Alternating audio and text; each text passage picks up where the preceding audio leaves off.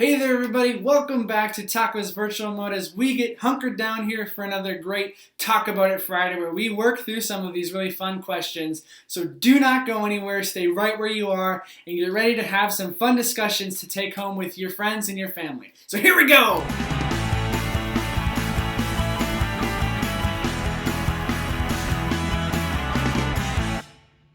Alright friends, as you know, we have restructured kind of where we're going with the questions, and we're going to start with a starter.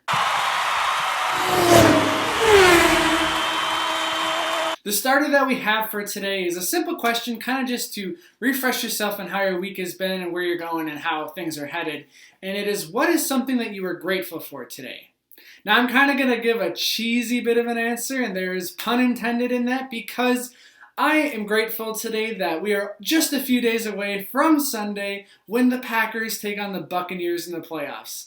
And it is for the NFC Championship. If you know me, you know that this isn't some kind of like funny thing or like, I'm a serious Packer backer, you know what I mean? Like, I am here for all of those players that are out there, and I love the Packers. So yes, what I am grateful for is that we are inching closer and closer to the game on Sunday where the Packers have a chance to get into Super Bowl 55, and I couldn't be more anxious, nervous, excited about it all. It's going to be exciting, and I know some of you guys are Packers fans too, and if you don't really care about football, then that's okay. But I am excited, and this is what I'm grateful for this week, because my team has a chance to make it big and get into the big game. So that is what I am grateful for here on this Friday. All right, friends, now that we've gotten through our start and we've kind of warmed ourselves up, we're going to get into the comical questions. The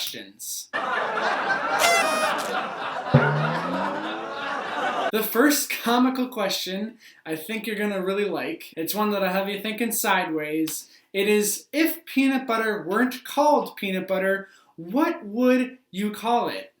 And this question is really kind of funny when I think down to, how did we get to the name peanut butter in the first place?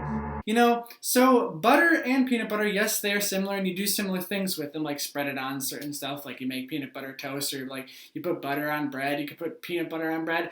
But butter and peanut butter are very different things, you know what I mean? Like, peanut butter down to its core is peanuts that are kind of smushed into some kind of paste that you then put on things. where butter is like a thing that is, I mean, I could be very wrong. I don't know for sure these situations. but I think they're made very differently, where butter is this whole process of dairy and everything like that, where peanuts is just kind of like putting together and mashing peanuts and then making a little Peanut juice? I don't know. Anyway, but I think they're very different. So I'm like, how do we get to butter in the first place when describing peanut butter? But I think my answer would probably be peanut spread. Because you spread the peanut butter on things, so take out the butter, because who knows where that came from. If you know anything about the history of peanut butter and why it is called peanut butter, please let me know, because I clearly am clueless here. But I think I would name it peanut spread rather than peanut butter. Okay, friends, this gets us into our second of our comical questions, which today is, what sport requires more skill than you are capable of? So this isn't a question to go off on yourself and be, self-deprecating humor. Like, that's nothing what I'm doing here. I don't want to encourage you to do that. I'm just saying something that I'm not very good at and I know is very hard for me is skating. So I would say that the sport that requires more skill than I'm capable of is hockey. Because think about it. You're on skates, and I'm very wobbly on skates. I don't have a center of balance. You have a stick in your hand that you have to be hitting a puck into a small area where there's a big goalie in front of. I don't know how people do that. It's kind of crazy. But when I'm thinking about hockey now, I'm thinking of another sport that is even more radical than hockey, I think, and that is a sport called crashed ice. Here's a clip of one of the races that these guys do. So what they're doing is they're basically hockey players, with hockey skates, racing around this track as fast as they can, and there's some crazy accidents that go down. And when I watched this for the first time, it was a few years ago, I was watching it, I was like, holy moly, how do they not collide? How do they go that fast? Like, it was crazy. And this sport requires so much skill, and I do not have that kind of skill on skates. So I would give the title to this question, I would give it to crashed ice and hockey, because Me on skates is never a good thing. And some of you know this because we were skating this time last year at the Arrowhead Ice Rink. And so you know that I'm not very good at skating and I'm probably not going to get very far. And if I were in a crashed ice race, I would not be where the finish line is by the end of it. It would not be very good. So I hope you enjoyed talking about peanut butter And sports that require a lot of skill. All right, friends, for our final question here, we are going to dig a little deeper. So the question for this week is one kind of talking about our health again and ways that we can try to maintain health and wellness in certain aspects. And that is, what is keeping you up at night? So I know over the past year, I've been doing a lot of research and reading articles on how our sleep is being really hurt by what's going on in the world and the pandemic. And we're stressed and we're overwhelmed to the point where we have constantly been thinking about things on our mind, even into the time when we should be sleeping. Now I know what I tend to do at night is I get to bed and I go in bed and I start to have things just running through my head. And it's not particular things that are like overwhelming my day. It's just that my head is turned on and so aware and wants to like help. You know, it's the fight or flight type of things where my head is turned on that it just keeps racing through all these thoughts. And then I'm going through my day and I'm going through my next day and everything is planning out when I should try to be focused on sleeping. So what is running through my head is a bunch of nonsense.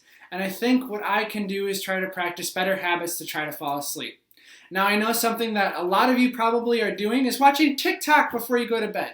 Try not to be on your phone when you're trying to sleep. You will come to find out if you start to practice better nighttime habits that if you take away your devices and try to have a calm mood before you go to bed, that you will fall asleep faster and that you will get better sleep. And you're going to feel better in the morning when you can actually spend time watching TikToks that you'll enjoy. You know what I mean? Because I know that I've kind of developed a rhythm where I watch a lot of things on the internet at night. And I notice that when I'm not on my phone at night, that I wake up having a much better sleep. So that is one way that we can think about having better sleep. Another way is to just kind of decompress your day. You know, don't go to bed with every thought running through your head because that is what will keep your brain awake. Maybe try to have one activity before you're going to bed be on your mind. Get away from your homework, get away from your phone.